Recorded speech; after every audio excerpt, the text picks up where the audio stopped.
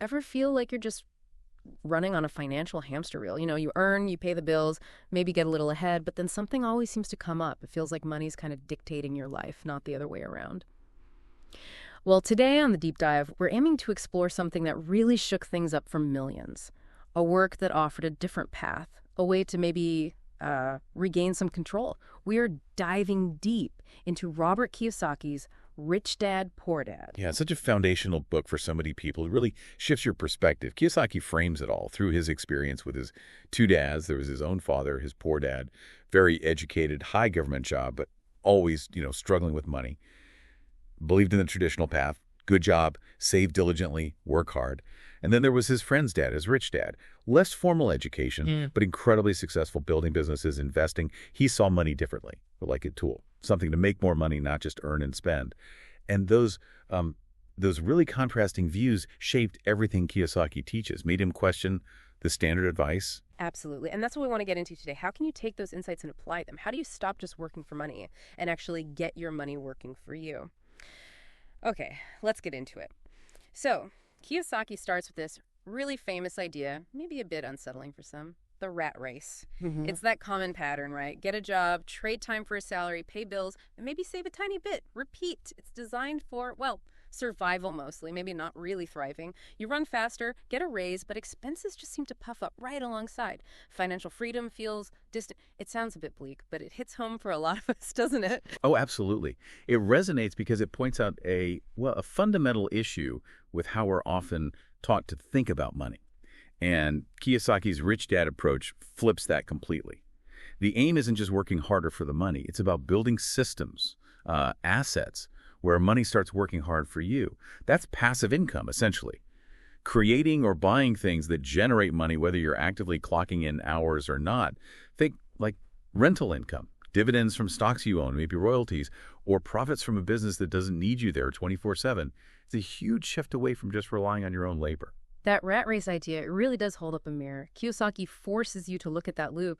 But beyond just seeing it, what's the toughest mental leap he asks us to make? Is it just understanding passive income, or is there something like underneath that? It's definitely deeper. I think the hardest shift is letting go of that belief that a job, or even just working harder at a job, is the only way to build wealth. It means you have to consciously decide to educate yourself financially, create your own opportunities, not just wait for the next promotion or rely on an employer for security. It's about taking ownership, really, which, frankly, our school systems don't often prepare us for. Yeah, that leads right into his point about financial literacy, doesn't it? Exactly. He argues pretty strongly that traditional schools, while great for academics and job prep, often miss the mark on teaching basic financial literacy. They teach us how to be good employees, but not necessarily how to manage money effectively, how to invest, how to build real independence. And he says this gap is why understanding the basics, especially the difference between assets and liabilities, is so crucial. It's non-negotiable if you want actual wealth. And his definitions are really straightforward, almost starkly simple. An asset for him is just something that puts money in your pocket. Simple as that, like a cash machine. So, classic examples, a rental property bringing in monthly rent checks, stocks paying dividends, a business you own spitting out profits, things adding to your income stream. Then the flip side, a liability is something that takes money out of your pocket. And this is where he stirs the pot, right, at the primary home. Most people see their house as their biggest asset. But Kiyosaki says, hold on, if you've got a mortgage payment, property taxes, insurance, upkeep costs, that house is taking money from you every single month. By his definition, it's a liability. Other obvious ones are car loans, credit card debt, student loans, anything that constantly drains cash away. Right, that point about the house, it really challenges what most of us are taught, culturally even. It's probably the most debated part of the book. So for someone listening who's maybe pushing back on that idea, how does Kiyosaki justify needing to shift that perspective for real independence? Does he ever see a home as an asset, or is it always about that strict cash flow definition for your personal residence? He's quite pragmatic, actually. His main point isn't really anti-homeownership. It's anti the misconception that your personal home is an asset in the same way an income-producing property is. His laser focus is on cash flow. Does it put money in your pocket regularly? Your personal home usually doesn't unless you sell it, and then you still need somewhere to live. But yes, he absolutely agrees a property can be an asset. If you rent out a room or if you buy it specifically as a rental investment property, then it fits his definition because it's generating income. For him, it just boils down to that simple accounting question: cash flow in or cash flow out. Thinking this way forces you to look at everything you own through that financial lens, which is key if you want to build that asset column. Okay, that makes sense. And building on that kind of reevaluation, he also tackles the whole idea of job security. For generations, that was the goal. Stable job, good benefits, climb the ladder. But Kiyosaki argues a job, even a good one, fundamentally caps your income. You're trading time for money, and there are only so many hours. Plus, you're building someone else's dream, someone else's asset. He kind of asks, is real security in relying on an employer, or is it in being financially self-reliant? It's provocative. It definitely raises the question, okay, if not just a job, then what? And his answer is powerful. Become an owner. Start your own business, maybe small at first. Learn to invest properly in other businesses or real estate. That path, he says, removes the income ceiling. Your earnings aren't tied to an hourly wage anymore, but to the value you create, how well you manage things. And it ties right back to building assets. Your own successful business becomes an asset, generating income potentially without your constant physical presence. It's about building the machine, not just being part of someone else's. He has different skills, sure, but the potential is way higher. Yeah. So we've covered a lot of the what assets, liabilities, passive income, owning businesses, the mechanics. But then Kiyosaki takes this really interesting turn, right? He says the biggest roadblocks often aren't, like the economy or lack of opportunity. They're internal, inside our own heads. He gets into the psychology of money. It's not just knowing stuff, it's how you think and feel about it all. Oh, absolutely. This is crucial. He points out 5 main psychological or maybe emotional hurdles that stop people, even if they intellectually get the concepts. First up is fear.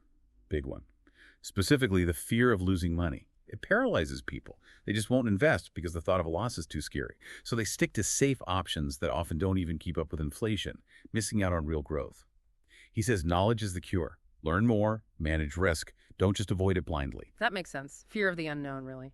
Exactly. Then there's cynicism. You know, these people always finding reasons why something won't work. Real estate's a bubble. The stock market's rigged. Oh, you need connections for that. They shoot down every possibility before even looking into it. They build walls instead of bridges. But crowd. Precisely.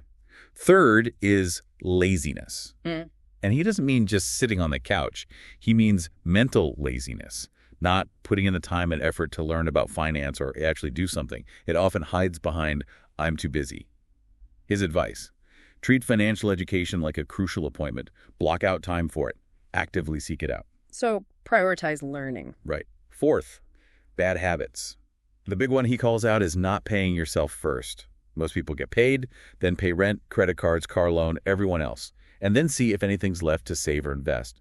This keeps you perpetually prioritizing others over your own financial future. Always putting yourself last financially. And number 5 is arrogance. Thinking you already know it all. No, I don't need to learn about that. I understand money. This shuts you off from new ideas, different strategies, learning from mistakes. In a world where finance changes constantly, that's incredibly dangerous. It's refusing to adapt. Wow. Okay, so looking at that list, it really means the first step is often looking inward, right? Recognizing if any of those fear, cynicism, laziness, bad habits, arrogance are holding you back. Kiyosaki's basically saying your mindset might be your biggest asset or your biggest liability. And flowing directly from that point about bad habits is one of his most actionable pieces of advice. The discipline of pay yourself first. It sounds so simple, maybe even obvious, but it's profound in practice. It means the very first thing you do when income hits your account, paycheck, business revenue, whatever, before a single bill gets paid, before groceries, anything, is you allocate a set portion to your savings or investments. You make your financial future the absolute top priority. It sounds simple, but putting it into practice, that can feel really hard, especially if money's tight. What does Kiyosaki suggest for someone who feels like I literally cannot do that, the bills are too high? Is it just about willpower? Or is there a practical way in? Yeah, it's definitely more than just gritting your teeth. He knows it's tough, especially if you're used to just reacting to bills. His practical advice is start small. Seriously small if you have to, maybe just 1% of your income to begin with. And crucially, make it automatic. Set up that transfer to a separate savings or investment account for the day you get paid. Take the decision out of it each time. He also argues that the act itself creates a psychological shift. You start treating your savings like a bill, a non-negotiable expense owed to your future self. It builds discipline and, over time, rewires how you handle money. Automation. Makes sense. Takes the emotion out of it each payday. Exactly. Now, another key point. Kiyosaki often gets accused of promoting recklessness, but that's really a misunderstanding. He's not saying go gamble your life savings. What he is saying is that financial education, gaining knowledge, is what allows you to manage risk intelligently. Risk is unavoidable if you want growth. The goal isn't to eliminate it, because you can't. The goal is to understand it, make informed choices, know how to mitigate the downsides. He believes the real risk isn't in the investment, it's in the investor's lack of knowledge. So knowledge reduces perceived risk. Precisely. And he's also huge on learning from mistakes. Every investment that goes sideways, every business idea that doesn't quite fly, it's not a failure if you learn from it. It's tuition paid for your financial education. It makes you smarter for the next time. And because the financial world is always changing new tech, new markets, new rules, you have to commit to lifelong learning. Read, study, talk to people, adapt. Financial intelligence isn't static. It needs constant updating. It's a journey. Right, so it's not about avoiding falls, but learning how to get up quicker and smarter each time. Building resilience through knowledge, it's that continuous learning mindset, playing the long game with calculated moves. So pulling it all together, the real heart of Rich Dad Poor Dad, I think, is this. Genuine financial freedom doesn't just come from a good salary or working incredibly hard at a job. It comes from a deep shift in how you think about money, backed up by solid financial literacy and smart ongoing action, specifically investing. It's about deliberately building up that column of assets that generate income while consciously minimizing the liabilities that drain your resources. It's about making money finally work for you, designing your life so your well-being isn't just tied hour for hour to your labor. It really is a wake-up call, isn't it? For anyone feeling stuck in that rat race loop and wanting to grab the steering wheel of their finances, it flips so many traditional ideas on their head. It definitely encourages you to think beyond the paycheck, maybe embrace risks you understand, and crucially, never stop learning and growing financially. It's less a get-rich-quick scheme and more a get smart about money philosophy, recognizing that financial intelligence isn't fixed. It's something you actively build over time. Which leads to a final thought, maybe something for you to chew on after listening. If you could reevaluate just one thing you currently think of as an asset in your life, based on what we've discussed today, what would that be? And maybe more importantly, what's one small actionable thing you could do, maybe even this week, to start shifting it towards being a true income-generating asset, or at least reducing how much it functions as a liability?